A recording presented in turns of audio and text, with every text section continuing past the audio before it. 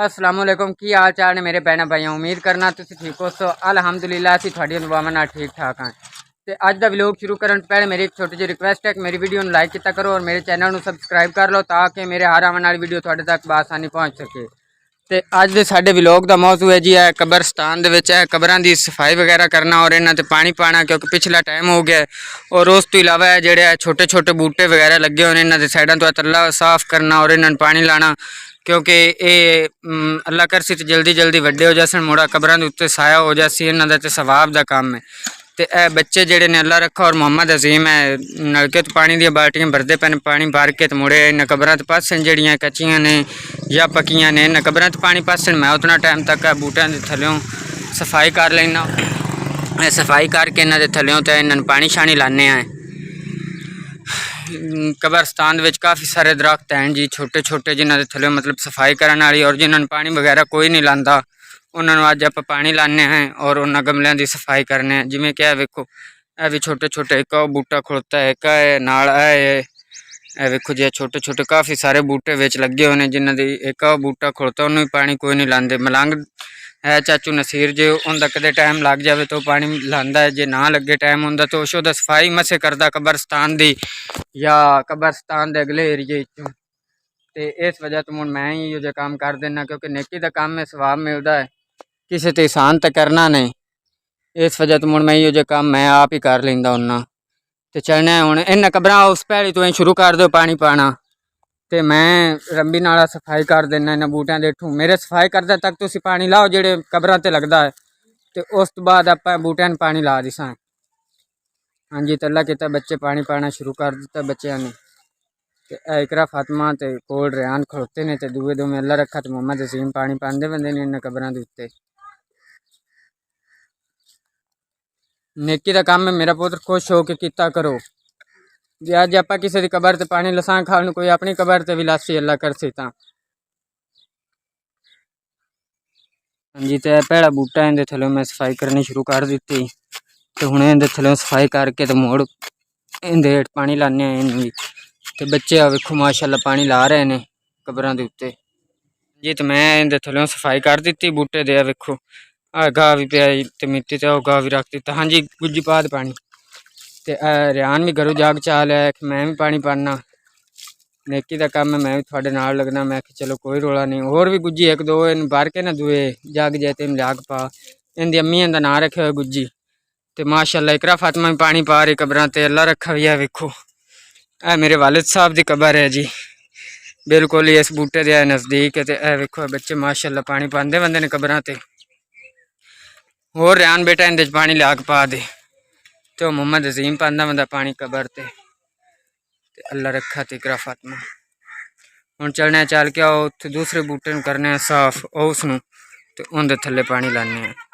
हाँ जी तो यह हालत है इस टाली की इनके थल्ले वेखो निक्की जी एक और टाली भी है दो टालियां ने तो इनके थल्ले सफाई कर देने सफाई करके तो इनके थल्ले पानी पा देने।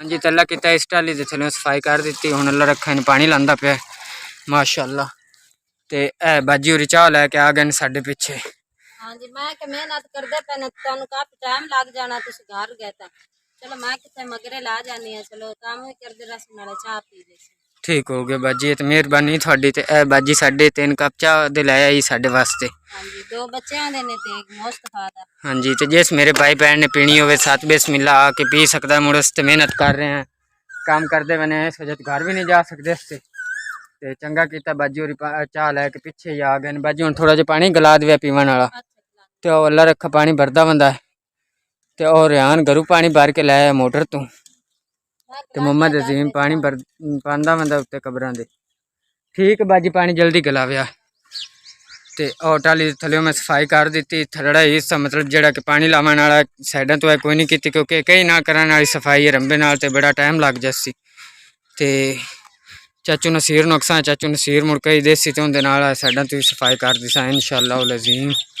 तो इस तो बाद हम आप चलने अगले उस बूटे ले इस बूटे के थल्ले सफाई कर देने सफाई करके इनू पानी ला देने उस तो बाद एक बूटा है खड़ोता माशाअल्लाह बूटे तो बड़े ने जगह जगह तो लगे हुए हैं बाकी ना कोई इन्होंने थल्ले सफाई करता ना ही इन्होंने कोई पानी वगैरह लाता।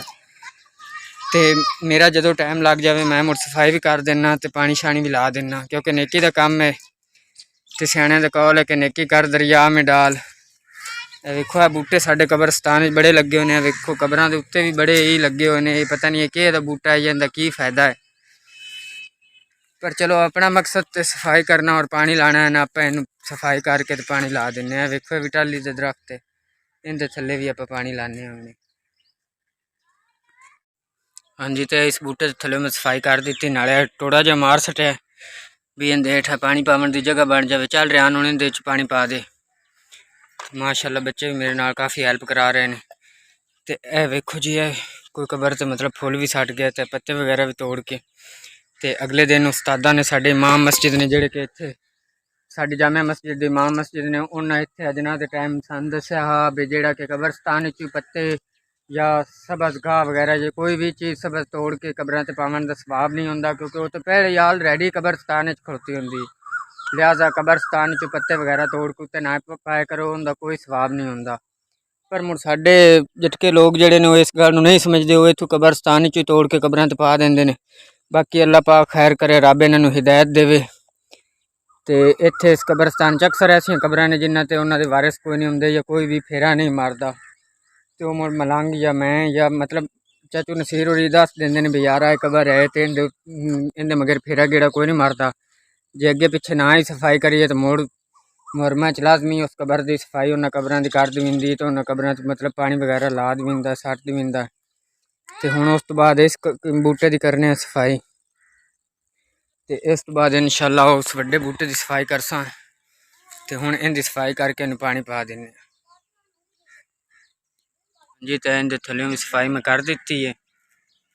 ਹੁਣ ਬੱਚੇ ਉਹ ਪਾਣੀ ਪਾਉਂਦੇ ਬੰਦੇ ਨੇ, ਉਹ ਉਦੋਂ ਹੀ ਸਾਰੀਆਂ ਕਬਰਾਂ ਨੂੰ ਪਾ ਕੇ ਤੇ ਉਦੋਂ ਹੀ ਵਾਪਸ ਆਉਂਦੇ ਪਏ ਨੇ। ਅੱਲਾ ਰੱਖਾ ਜਲਦੀ ਔਰ ਪਾਣੀ ਲਾਇਆ ਇਸ ਬੂਟੇ ਨੂੰ ਪਾ ਦੇ। ਤੇ ਹਾਂਜੀ ਬਾਜੀ ਹੋਰੀ ਪਾਣੀ ਲੈ ਕੇ ਆ ਗਏ ਨੇ ਪੀਵਣ ਵਾਲਾ। मैं के प्यास लगी खड़ी है, सुबह तक काम करने लगे मैं पानी पिया। प्यास तो बाजी बड़ी लगी खड़ोती हूँ,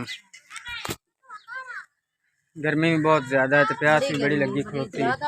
हवा ही बिल्कुल बंद हुई पई है, हवा का इंजने भी थोड़ा जिहा असरा भी होवे ते इस वजह तो हुण गर्मी नाल बुरा हाल है। पर हुण मुड़ इस काम नूं लग पे, अल्लाह खैर करसे, हुणे काम तो करना ही है ना। ते अल्लाह रखा आ गया पानी पींदा पे।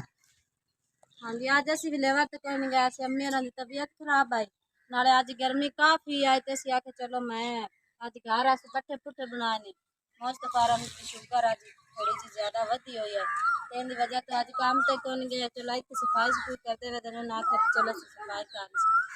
हाँ जी, तो मैं इनके थल्ले भी सफाई कर दी। इनके थल्ले बड़ा कचरा हा घाह वगैरह, तो थल्ले थल्ले अंदरूनी हिस्से मतलब जितना हिस्सा पानी लावन वाला वो मैं साफ कर दिता है।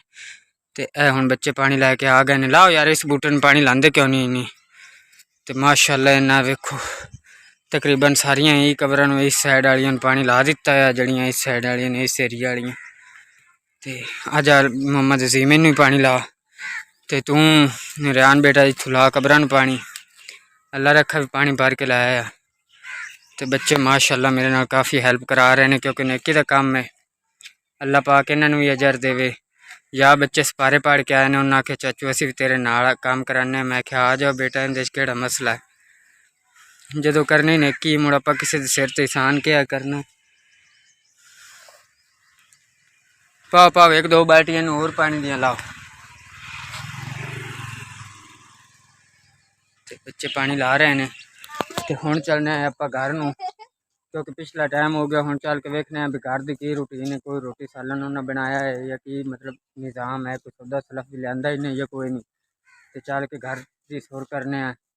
तो अल्लाह किता एरिया अज की डेट जोड़ा भी है एरिया जितना भी हाँ ना इस दरख्त तो रहा तो सारी एरिया जोड़ा है पिछला, ये सारे एरिया में बच्चों पानी ला दिता है। तो बूटियां वगैरह मैं साफ इटू करके तो इन्हों भी पानी ला दिता है।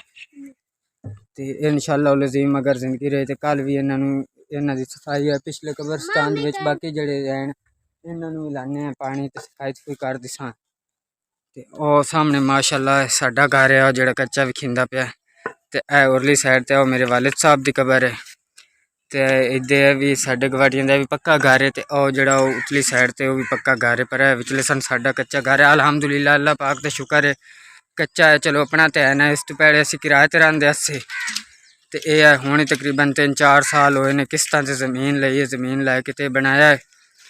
ਤੇ ਅੱਲਾਹ ਪਾਕ ਦਾ ਲੱਖ ਲੱਖ ਸ਼ੁਕਰ ਹੈ। ਅਸੀਂ ਤੇ ਇਸ ਤੇ ਵੀ ਬੜੇ ਖੁਸ਼ ਹਾਂ ਕਿ ਸਾਨੂੰ ਰੱਬ ਆਪਣਾ ਘਰ ਦਿੱਤਾ ਹੈ। ਕਿਸੇ ਦਾ ਤਾਨਾ ਉਲਾਮਾ ਨਹੀਂ, ਕਿਸੇ ਦੀ ਗਾਹ ਨਹੀਂ ਸੁਣਨੀ ਪਉਂਦੀ।